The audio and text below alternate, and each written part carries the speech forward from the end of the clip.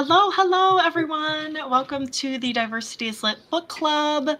Sorry, my camera isn't working. It was, but then I restarted my port, and now you can hear me, but you can't see me, but you can see my lovely co-hosts here. And we might be joined by one other co-host.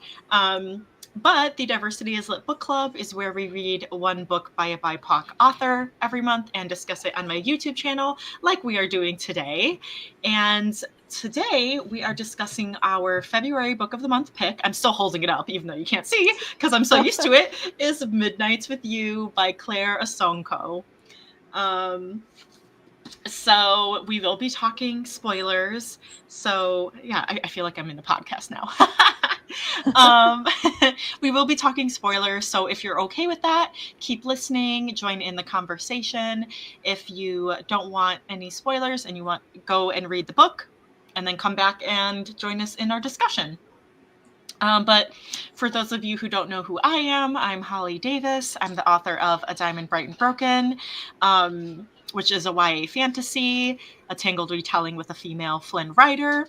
So most of the books that I read are YA fantasy, but I also love middle grade, and I dabble in most other genres too, probably most everything but like historical and like deep like sci-fi. So, but yeah, that's a little bit about me. And then all my co-hosts are linked down below, so please give them a follow on the interwebs. Hi, I'm Heather Venkat, Holly's twin. I am a YA and middle grade reader and writer. I like fantasy mostly, but I read a little bit of everything. And sorry if my camera's wobbly or you hear weird noises. I'm in a hotel room with my dog. So yeah, happy to discuss Midnights with you today. We need to see the dog, otherwise we don't believe you. Yes. She's my fur niece. Yeah, she's trying to sleep now. Hi everyone, I'm Vanessa. I'll go by Vanessa Marie Books. On my platforms, I'm a fantasy, paranormal, and horror writer and reader. And yeah, the whole schmeal. So, yay! So, along with our little warning about spoilers, we also have the list of content/trigger warnings for Midnights with You, which include emotional abuse, generational trauma. Sorry if you hear something, that's my cat. Domestic abuse, violence, forced isolation, racism, microaggression, mentions of physical abuse, death of a parent, car accident, gore, blood, death, and cancer. So on that note, our first question. Okay, Zuko, you just had your dinner, so you can I can down. hear him really No, robustly. it's like you're fine. The first question that we ask are, what are your general overall thoughts on the book? What would you rate it on Goodreads or whichever platform you like to review books on?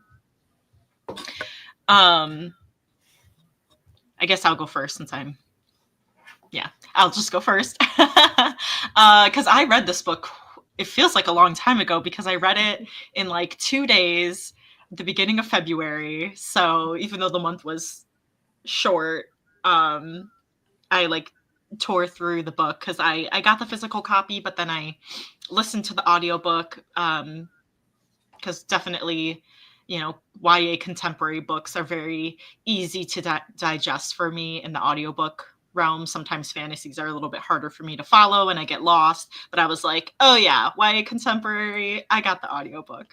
So I did really enjoy the audiobook version, and I think that's why I devoured the book so fast. But there were definitely so many moments where I was just so angry at multiple characters that we will go into.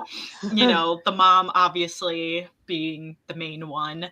But Claire did a really good job of making her so like making us hate her so much, but then she was like still multifaceted within her, you know, abuse and, you know, everything that she was saying to Dee.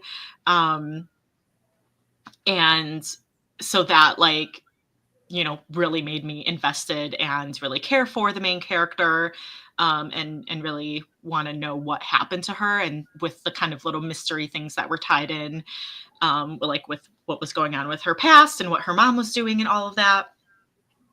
And then of course, like the main thing was D and J's like relationship, which I really enjoyed reading the highs and lows. It was very believable.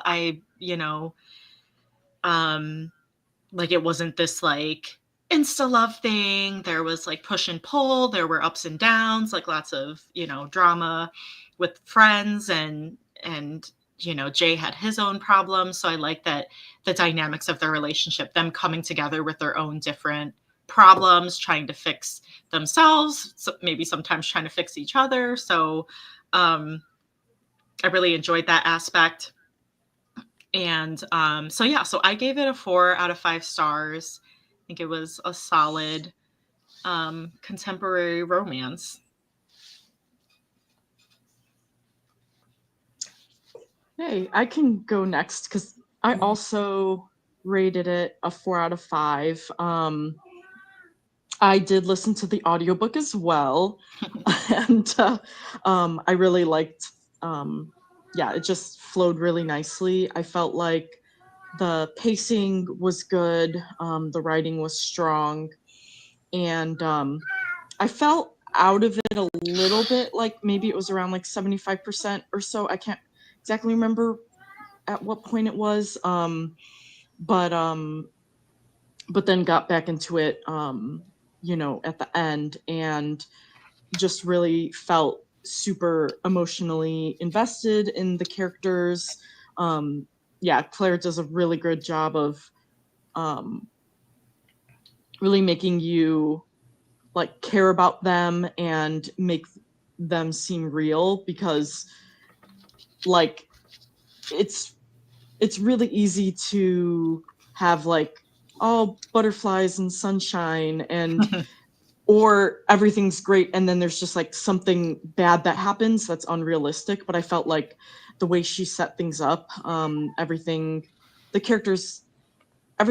the characters went through and their interactions, I felt like was very believable, and I really enjoyed it. So yeah. Nice. So contemporary romance is not my genre, so I know. Sorry, Vanessa. I just hold on.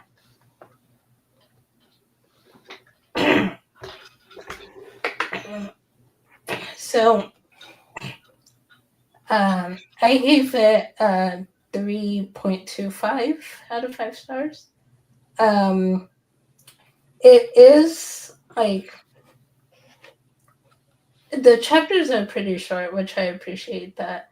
It makes it super easy, and it's kind of a shorter book, so it makes it easy to get through pretty quickly.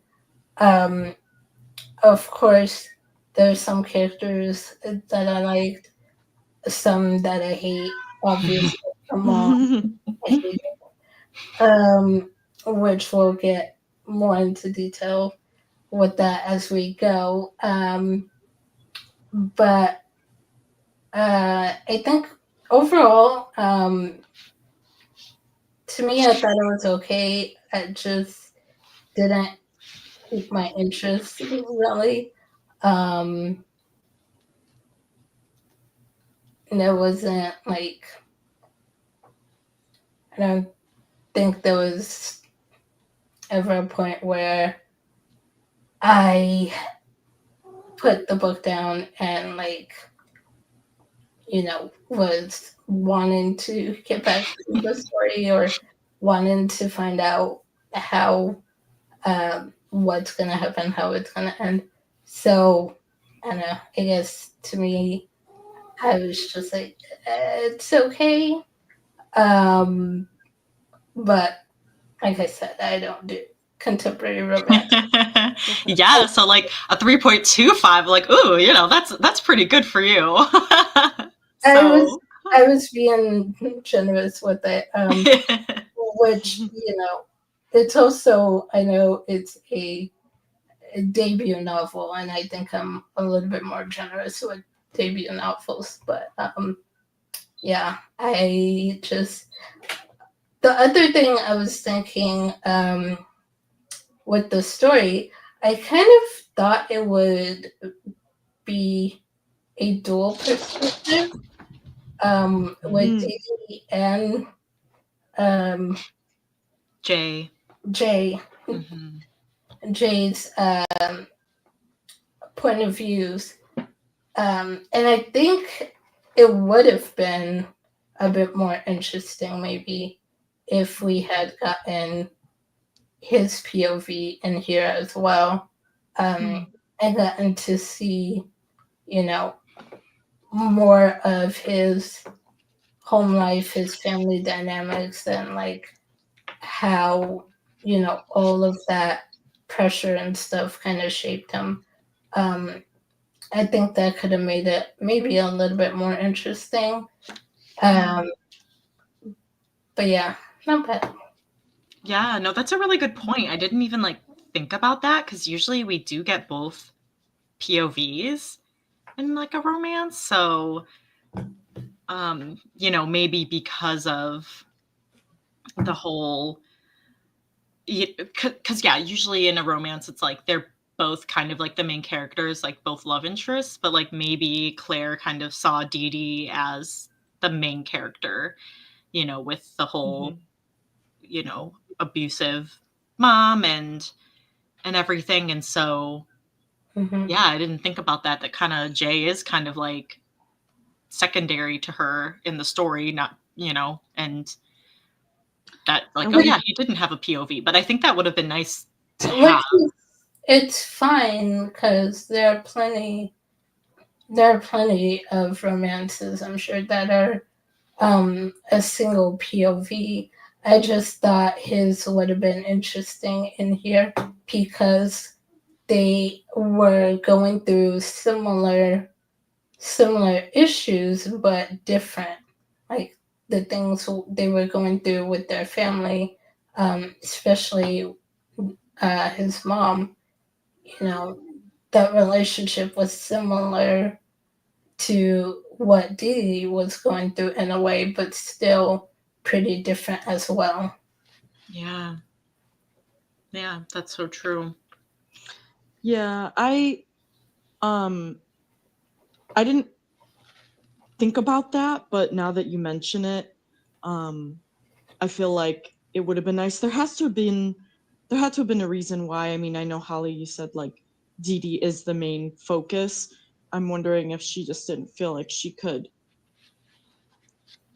do it justice, like from his point of view, either having a different voice or just doing it from a guy's point of view or whatever, because I know that is hard to switch. So there might have, I would be curious to know is what the reasoning behind that is.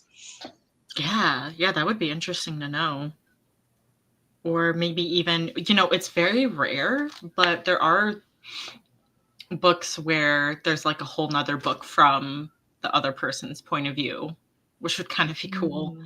But very, very rare. I'm literally only thinking of one. The Strike Storm, and I forget, or no. Morpheus Road by DJ McHale. Literally, he's the only book that I've ever read that like the second book is literally from someone else's point of view in the first book, which was There's also I forget the title of it now, but Twilight, Edward's version of Twilight. Oh, yeah, that's right. Oh yeah. The only one Yeah, what was that called? Midnight Sun, I think. Yeah. Oh, Yep. Midnight Sun. Yes. Which I didn't read, which is why I didn't remember that. I didn't read it either, but Yeah, I only watched the movies. Mhm. But yeah, so, you know, going into the character that we loved to hate, the mom, Claire obviously did like a really good job with that. I was like, look at all these quotes I have that are just things that she said that I'm just so upset about. That I'm just like, how is this mom saying these things? Like, everyone will get tired of you. Who would love that face? And like, never have kids. They ruin your life. You're draining the life out of me. And I'm just like, whoa, like, you know, I'm always someone who is an advocate for showing verbal abuse in books, like not just physical abuse, because verbal and emotional abuse are just as harmful, which we can clearly see. Even just like me reading it, I'm just like, this is so traumatizing, you know. So I, you know, appreciated that Claire tackled such a difficult like topic, and I think she did it in such a, you know, respectful way, that even someone who has been verbally and emotionally abused, like, it's not like a trigger. It's something where it's like someone's going through this and we can, you know, heal together kind of thing. But it was definitely like hard to, it's, you know, it still was hard for me to have any sort of like compassion for the mom, because she was so controlling. It just frustrated me a lot. So yeah, because oh, you can go. no, go ahead, finish. Oh, I was just gonna say, you know, because like at the end, Dee Dee said that things are slowly changing with her mom. So she was kind of, it sounded like she was slowly, you know, improving her behavior. But it just still felt like, well, you still need to do a lot to kind of earn my like respect and, I don't know, earn me back in a way. Yeah, I felt like she obviously, you know, was redeeming herself, but like in my mind, it was still really hard for me to forgive her. Obviously, we know the reasoning behind why she acted the way she did, and also she then later did recognize, like, you know, I was being hard on you, but it's still hard for me to, like, you know, it's still hard for me to like her. I really appreciated her as a character in terms of being realistic in that way, that because I've obviously do not have experience being you know, first generation American in my family, or, you know, having parents who had immediately come from another country, but just having friends who have been through that, and people that I know, including someone who is Filipino American, that this is very common, and there's just this huge amount of pressure for you know, children to please their parents in this certain way, because I was struggling for the longest time being like, why isn't Dee Dee talking to Jay about the issues and saying it? She's just keeping it to herself. Mm-hmm. But it's all that guilt that was like internalized, which was her way to justify why her mom was acting that way. Like, oh, well, she's worked so hard for me, so I need to do, I need to make sure that I don't upset her. I can't talk back to her. I have to write these letters. And just, it was hard to read, but it was like, I was glad that I was reading it because I know that there are so many kids who are going to feel seen by reading it. Mm-hmm. Yeah, most definitely. I agree, and I will say same. You know, didn't I'm trying to think how I want. So first off, I hated the mom. Even though- And I know with this kind of story, I know there's going to be, um, you know, a character arc growth where, we learn more of her backstory and understand why she is the way she is. But even getting that, even knowing her story and, knowing the abuse and trauma she experienced um, by her family, I still, um, one, I still didn't like her, and two, I still don't think this is where Dee Dee is much better, um, much better daughter than me. I would not have forgiven her, and I probably wouldn't have talked to her after, after leaving home or whatever. I would not have kept in contact at all, and not forgiven her. And I say that because while I understand, the trauma and abuse she went through, at the same time, I'm like, okay, but now it's on you to heal and fix it. Okay. Mm-hmm. Dee Dee can figure this out at what, 17, 18. If she can figure out that, she's got some healing to do, she's got a lot of trauma to unpack, and wants to go to therapy, your grown ass should be able to figure that out. Especially having a kid. I'm snapping here. So this is where I'm like, yes, we can have compassion for parents like that, but at the same time, I'm gonna hold you accountable. And until it wasn't until Dee Dee finally said something back to her mom that made her go, "Oh wow, I need to do something. I need to work on myself." You know, um, had she still been scared and never said anything, she would have never done anything to change her will, would have kept continuing on the path she was on, um, which is super destructive. My other thing with her mom that made me be like, I can't forgive her, I wouldn't have forgiven her because of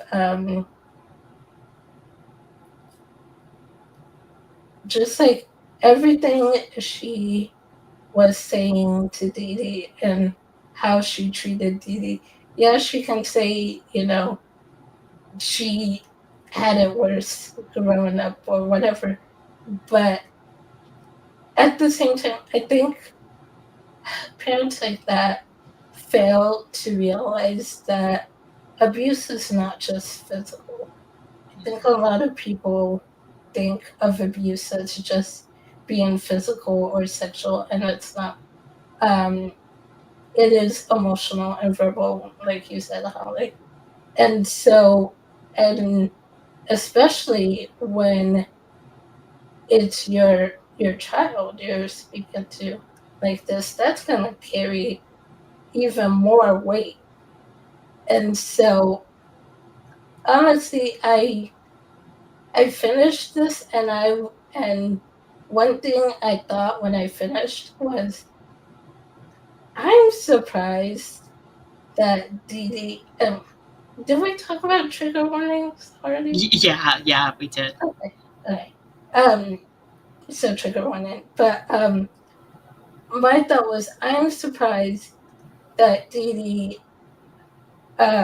wasn't suicidal, like didn't make any attempts, um, and that, you know, I know she was very self-critical, very harsh on herself, and her self-worth was very, very low, um, which is understandable given the emotional and verbal abuse, which is why, like I said, I'm surprised she never uh, really had, suicidal thoughts or attempts to take her life. Um, and her mom is lucky that that's never happened, because you're telling your kid, you're worthless, you kids ruin your life, like no one's gonna love her. And so you don't, obviously you're not showing that you love her. You're telling her no one else is gonna love her. At this point, I'm gonna be like, well, why am I even here? Why? Yeah. No, just end it. That's such a good point that you bring up, because I was actually thinking in the middle of this, like, I was like, oh, like, the mom should be lucky that the daughter, that Dee Dee doesn't want to, like, harm the mom, because I was thinking about this documentary that Heather and I watched recently called What Jennifer Did, and the parents were super controlling of her and wouldn't let her have a boyfriend, and, she wanted to do this for school. They wanted her to do, this, and, things happen, and she ends up like hiring hitmen to murder her parents because they drove her to that. And so I was like, so when I was reading this, I was just like Dee Dee could literally go off the rails, like, like people have been killed for worse. And so that's interesting that you bring up, that she didn't have any, like, suicidal ideations or anything like that. But then that also shows, like, someone, I mean, the things that happened to Dee Dee, like, she could have been pushed, that totally would have been believable for her to be pushed to, like, have an attempt or something like that. So for her to still be going and trying and living despite everything, because, that is very, like, admirable, because, and it wasn't even just, her mom, and it was like the classmate, like, hey, what are you? Hey, Indonesian girl, like, who'd want to kiss those huge lips? And then, the she's saying, like, oh, these Americans, that mom says, these Americans, but if I'm not American, what am I? And so it's like there's all these things, like, it's not just her mom, it's the classmates, it's the whole world. So, like, Dee Dee really had a lot to overcome, and like she lost her dad to cancer. So it's like there's um she's had it rough, and sometimes those are the people that are the kindest people in the world, but they can have a lot of turmoil inside. Mm-hmm. And not only did she lose her dad, but then you have her mom blaming her, and on that guilt and shame of, like, it's my fault he's not around her. It's my fault she's like this, and all. And so, yeah, like I said, I'm surprised if she never made any attempts. And I also wonder, though, it also makes me wonder, had she made an attempt, how would her mom reacted then? Like, would it have been enough for her to go, okay, I'm really messing up here, I'm doing something wrong, I need to change? Or would she have, still continued to go to that place where, she tells her, because like I have some quotes here highlighted where at one point she tells Dee Dee, "You can't be depressed, Dee Dee. That's for white people who don't know how good they have it." So it's always like this, you know, you have it so well, you can't possibly be sad or lonely or depressed or whatever. And so I'm wondering if she would have continued with that rhetoric, or if an attempt would have been enough to kind of shake her awake.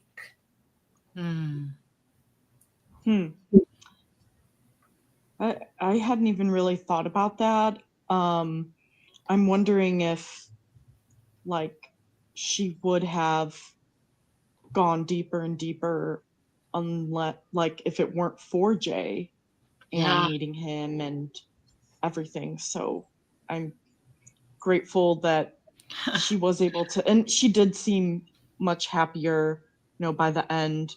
And yeah, because I was even thinking about Susie. There was her quote unquote like best friend, like her only friend that she has, and so Jay really was the one who, not the one, but like someone who really maybe probably helped her out of that, going down that spiral path.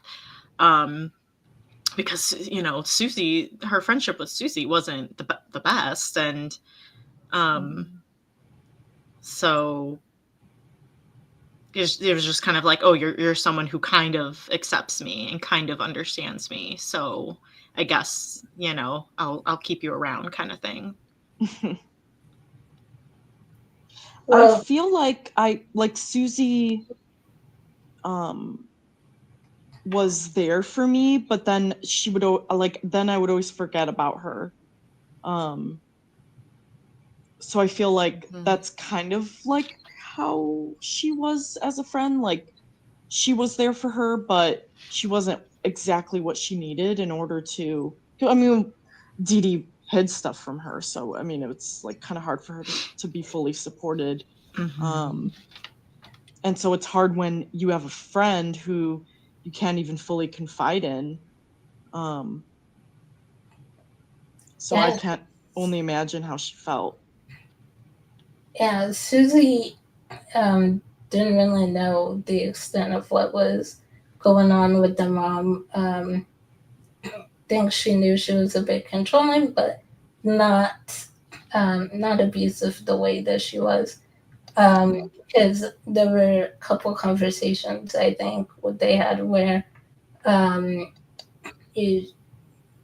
she, would make a comment like, "Oh yeah, my mom hates me," and Susie would kind of like brush it off and kind of like, "Yeah, my mom is, dramatic too," or my mom, like thinking that, it's similar to her dynamic with her mom, not knowing that it was nowhere near close. Right. Yeah, that really is hard for her to be keeping so many things a secret. And, maybe Dee Dee, she learned that from her mom, because her mom had so many secrets. She had to dig in to her office that she wasn't allowed in to find out that these letters that she's making her write and then getting mad at her when she's not writing it, she's not even sending them in the first place to this grandpa that, doesn't even exist. And it's just like, it was just like, and then she's leaving every night, and like, why is she leaving? And so it seems like, yeah, like she learned how to keep these secrets from her mom. So yeah, it's true. I was so sad when, she was like, telling Jay, like, yeah, let's start a relationship, but like, we can't we have to keep it a secret. And it's like, no, but it's like she's not like embarrassed by you, dude. It's just that like she doesn't want like Susie to like blab or anyone to blab to her mom about it. She has to hide this. So that like made me sad. I was like, no, Jay, if only you knew. Like and they had like, you know, a lot of really cute moments. I don't have the page number on it, but I think it was one of the times they were kissing, and Dee Dee was like, why is this so good? It's just lips. What we eat with. And like I found that really funny. That she said that. And you know, when she you know, we'll talk about the ending part, but the ending part, like, almost, I was like, please don't break me. Please don't break me, please. I was so worried. Because I was just like, I could see, like, and like the cover is so like this kind of like, what's the word for it? Like, you don't know if it's an HEA. It's like, is it a happily ever after? Midnights with you, and is that all it's ever gonna be? Are the all the memories I'll have are the midnights with you? So I was just like, so when she's like, yeah, he's going, you know, to another state, he's seeing someone, our messages are slowing down, and she's dating someone, and I was like, oh, this is so sad. But then they meet up years later, and they both have broken up with their other people, and they kind of reunite at her photography show. And so I was just like, yes, okay, they are going to be together. But like, it just seemed like, just like I was preparing for that bittersweet ending. And yeah, this is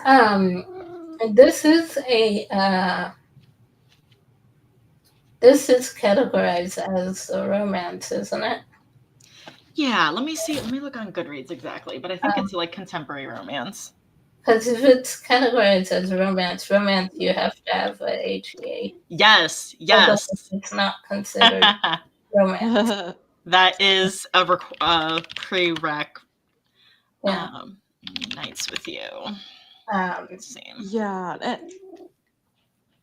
It says, yeah, contemporary romance. Okay. Mental health, coming of age. Yes. Okay. Yeah. So I was still worried though.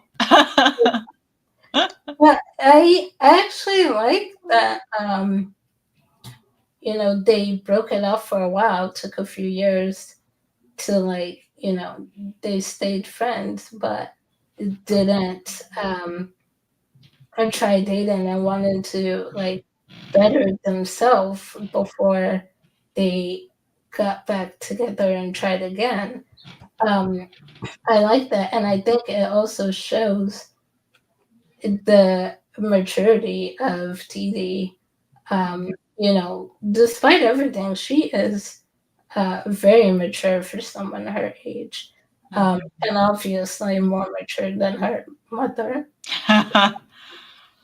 So, yeah, for, you know, being able to recognize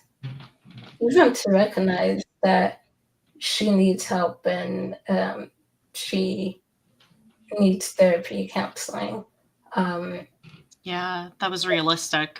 Yeah, because I felt like it, you know, obviously there's always going to be YA contemporary romance books, and you know they're gonna fall in love and get together, but this one just had that extra layer where it's like, yeah, you know, you're not, like, people change over time, and that is one reason why, like, maybe people in high school who continue to date into college, like, maybe that is why they break up, because they change. So I liked how it was realistic that they were going to kind of evolve as people, but they kind of had this like unspoken mutual thing that they said, like, yeah, let's just, like, you're the right person, it's just not the right time. And I really liked that. Yeah. And I'm glad that, you know, it's pretty, I mean, it's pretty set that they're gonna start over and, you know, be together. Yes, yeah. So. Yeah, and he didn't have that, like Jay didn't have that typical path too. Like he you know, he didn't apply to college. He like his plan was just to work, and he was, you know, and so showing those different avenues. Did he end up going to college? I can't remember. He got he got a scholarship. Yeah. And I think he was also working. Or no, it wasn't a scholarship. It was like a tuition program through his job. Okay. Yeah. So I like that too, like just showing like there's other avenues than this like traditional high school, college work type of thing. Yeah. And I was happy that Dee Dee got to pursue, you know, her art endeavors rather than, you know, like she was actually able to do something that she enjoyed. Yes, yeah. I forget, what did her mom want her to do? I remember. That's a good question. I don't know specifically. I just know she wasn't as supportive of that career. Of the artistic, creative endeavor. Also, with her mom, there was a part I was reading, I don't remember where, but at some point I was thinking something she said. It might have been when she said, you know, don't have kids, they ruin your life, or something like that. But I was thinking her mom sounds like one of those regretful parents, and it made me think, like, did she even want a kid, or did she have Dee Dee because her husband wanted a kid, and now that he's gone, well, now she's stuck with, you know, caring for someone she didn't want to begin with. And that's why she was so angry and, you know, abusive and resentful towards her. So that was one thing I was kind of wondering when she said that. Yeah, that's a really good point. That that very well could, yeah. I could totally see that.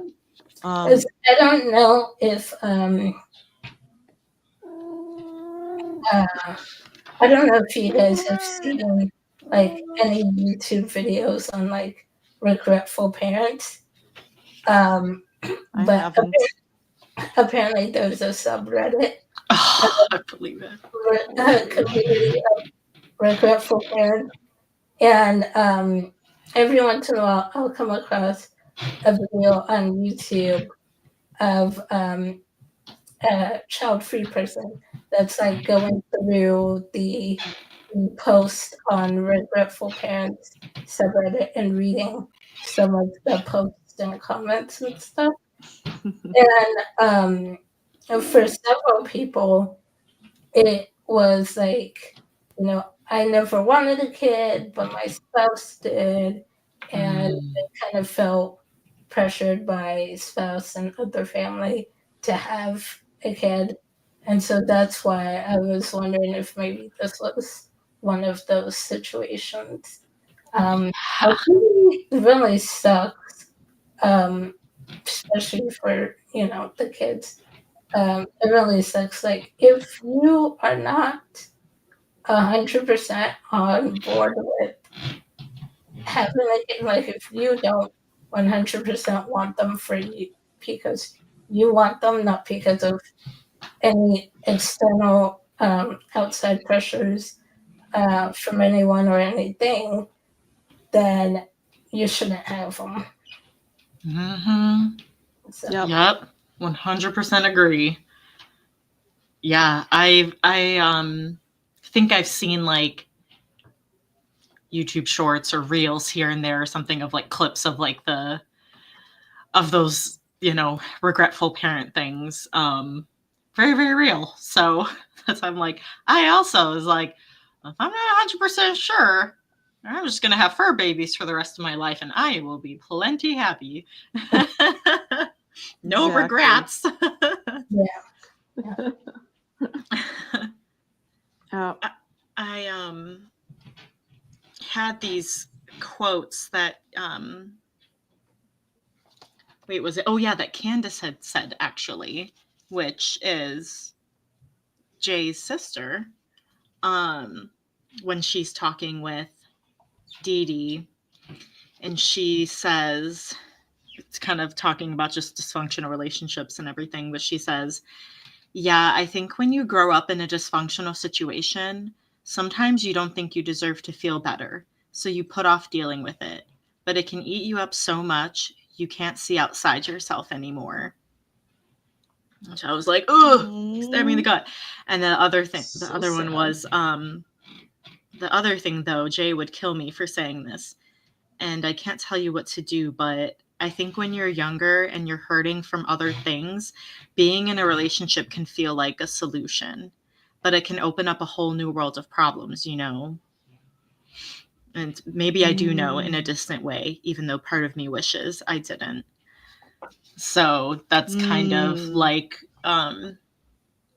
what we've been saying with like, they needed to go their separate ways and learn, you know, how to like, you know, grow and heal from these things. And you know, I know, so because Dee Dee's mom, so she was accused of killing her dad. Was that Her mom? Her mom, sorry. So, you know, I feel like, you know, because she's having some sort of you know, these revelations, she's changing at the end, you know, she's kind of learning and dealing with her trauma too, just like Dee Dee is, just a lot later in life, obviously, and with a lot more of a dysfunctional way of handling it. But yeah, so I really liked those quotes that Candace had said. I like those too. I forgot to save quotes because I was listening to it. I'll try to be better about that. I heard those ones and I was like, it's around the 81% mark, and then I used my calculator to see what page number was around 81%, and it's actually like accurate. Yeah. Oh, yeah. Smart. Because otherwise I'm like, well, what chapter am I on? And what, you know, sometimes the chapter in the audiobook doesn't line up to the chapter that it says in the audiobook. So yeah. I haven't done that before, but I did that this time. Now, Zuko, you're on the rest of my notes, buddy. Smart. Okay, thank you. I gotta make sure I address everything here. Let's see. I think that's it that I had. Anything else you guys want to chat about? I just really liked Jay from the beginning. He was kind of like that, like, oh, what do they call them? The kind golden of retriever, cinnamon roll. like kind of just a cinnamon roll. The cinnamon roll. Yeah, he was a little cinnamon roll, and I just loved him. Yeah, he was. You know, he was working so hard to help his mom and staying up so late and, you know, trying to do it all. Yeah, and I'm glad that, not that I wanted him to have struggles, but I'm glad that he had issues too, because I was like, he's too perfect. Like, no, this is like, why is he so nice? But yeah, I thought he was a great character, a little cinnamon roll. Yes. And far from perfect. Yes. Yeah. That's me. So golden retriever, cinnamon roll vibes.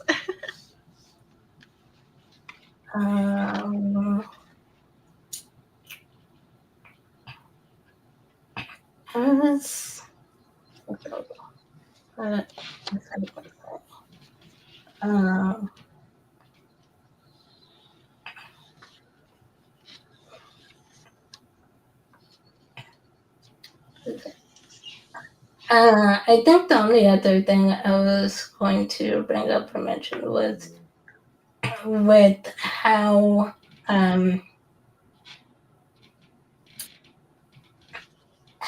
Dee Dee's mom like would talk about other people as well.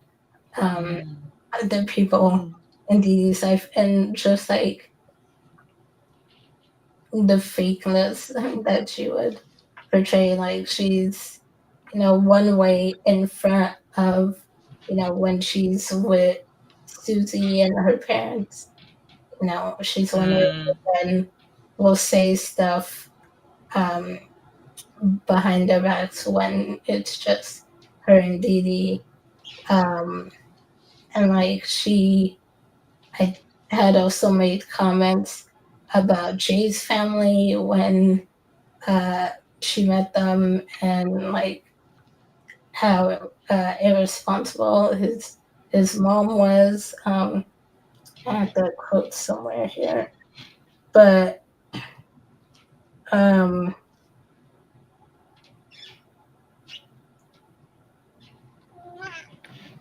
oh yeah, she says it's in chapter 35. She says, "You kids think everything is racist. What are you going to do? Cancel me?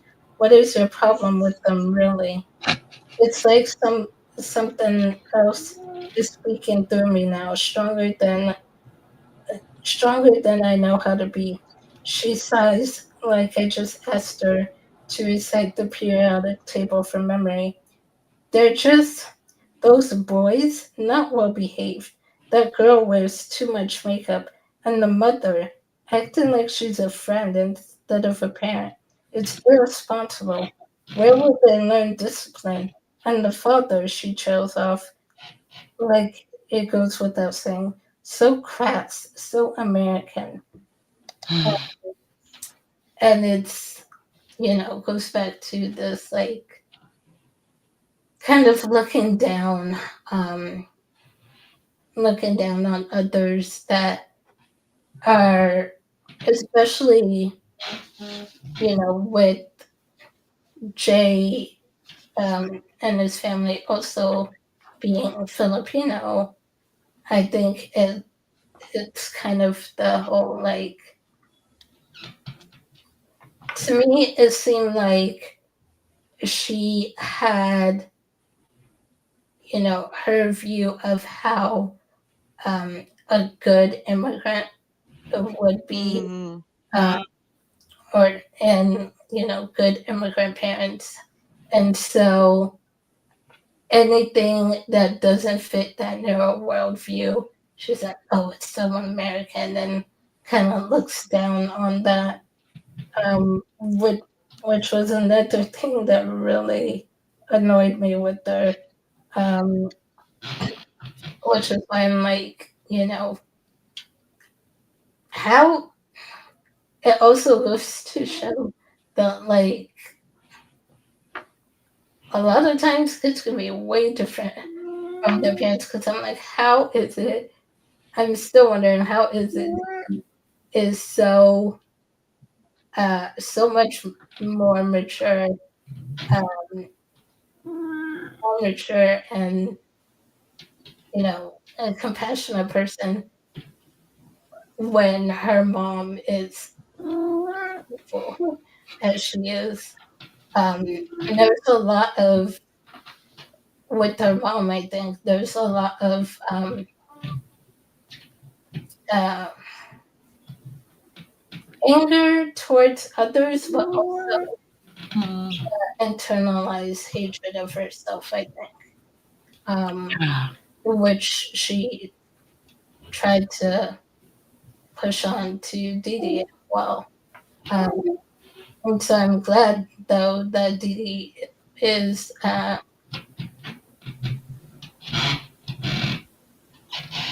guess, I'm glad she is mature enough, I guess, to kind of see that and,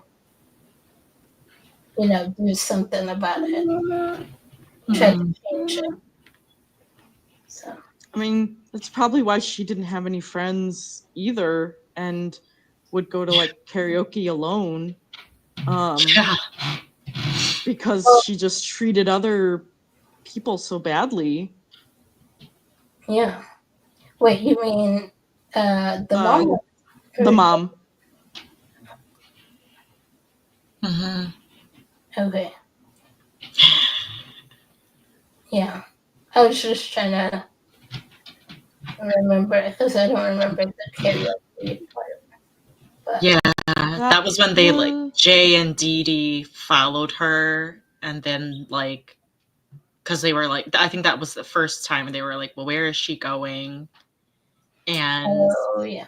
and then they had to hide because did they like start kissing or something? Like I don't think so. He like held her in he like pushed her into an alcove, kind of stood like just stood over blocked her, her to like that to like hide her mom kind of couldn't potentially see. Yeah. And then afterwards it's like, well, we're here and we're already going to be late. There's no way we're going to beat your mom home, so let's sing some songs. But I was totally expecting her to be seeing someone or something, and for her to catch her mom, with somebody else. But no, she was just by herself. Like, I remember now. Being ugly is lonely. It is. Mm-hmm. It is. And I'm wondering, like, with her childhood growing up, it makes me wonder how did she even get with Dee Dee's dad? Like, what the story there was. Yeah. Yeah. Who knows? It'd be so interesting to like read a short story or something like years after the fact to see like, all right, what have these characters learned since we last, like how have they changed? Like, oh, that'd be fun.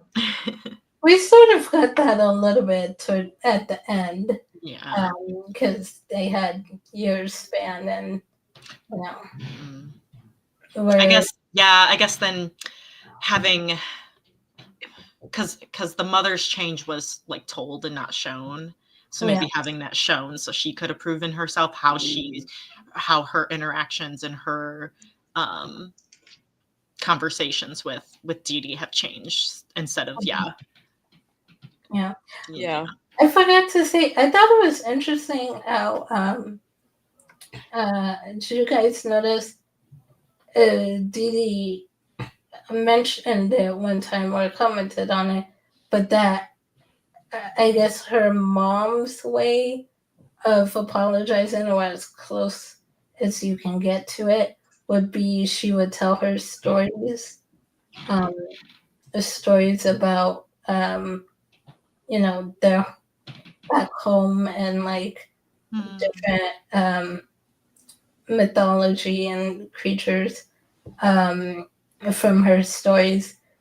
She knows Dee Dee loved those stories, and I guess that was kind of like her way of apologizing in a sense, is what Dee Dee said. Which I thought was interesting. But at the same time, I'm also like, okay, but that's not an apology. Right. It's like it's a lot faster to just say you're sorry. Yeah. But I also think she wouldn't be. I think she's the type of parent that would have a hard time with saying I'm sorry, because she's kind of like I'm the parent, so I must be right. Type of mentality. Because trying to think. At one point, she said, "Oh, her and Dee Dee were having an argument," and she was like, she said something like, "Are you saying I'm a bad mother?" And and of course, I'm like, "Yes, I am." Dee Dee won't say Yeah, that's exactly what we're saying. Dee Dee won't say it, but I'll say it. Yes, you're a bad mother. And I think that, like, we don't really get into it much, but I think if we had the mom's perspective, we'd probably see that was one of her deep fears or insecurities, is being a quote unquote bad mother. And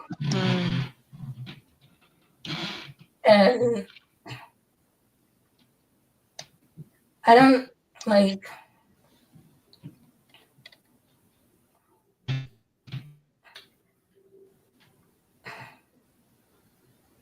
Just trying to think of what I was going to say, and then I lost my train of thought.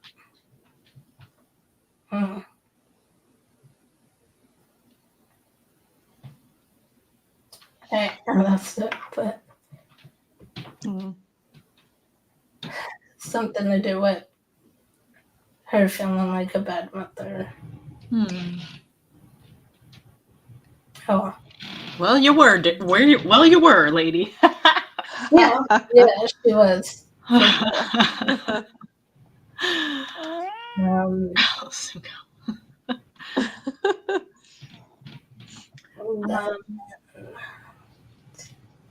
Were there any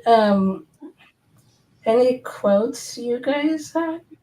Or, well, actually, Heather, you said you listened to it, so you didn't get much quotes. I didn't.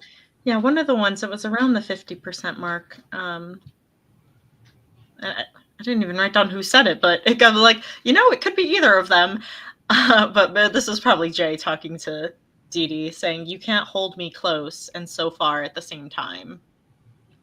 Ooh, I like that. That probably was Jay talking to Dee Dee, thinking about it, because afterwards I put, Dee Dee's not speaking up for herself like Jay did with his stepdad. I think that's what I wrote. Oh yeah, I forgot. Yeah, because his stepdad, he was just like "F you." He literally said. Yeah. I also liked all of the, those like microaggressions was like they were upsetting, but also like realistic, like things like, and Susie, who's supposed to be her friend, she's like saying to Dee Dee, "What about Jay? He's like half you, right? He's like half like you, right?" And then Kevin, that douche at the party, like, "What's your ethnicity? You have such an exotic look." Like, I could like picture his like douchey voice, like, "What's your ethnicity? You have such an exotic look." So I was just like, "Stop!" And so yeah, Claire did that really well, where I was just like, you are literally like hitting all the nails on the head with these, making them realistic and just making us angry at a lot of people.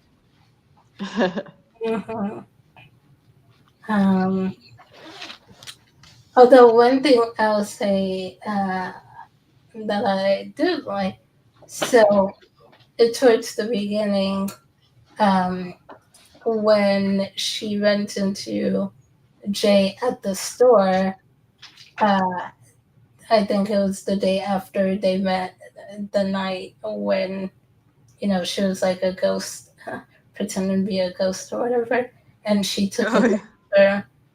And I highlighted the quote he said, where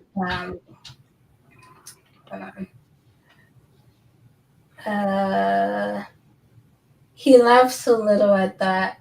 "Remember when you took a photo of me for some reason? Kind of rude, honestly."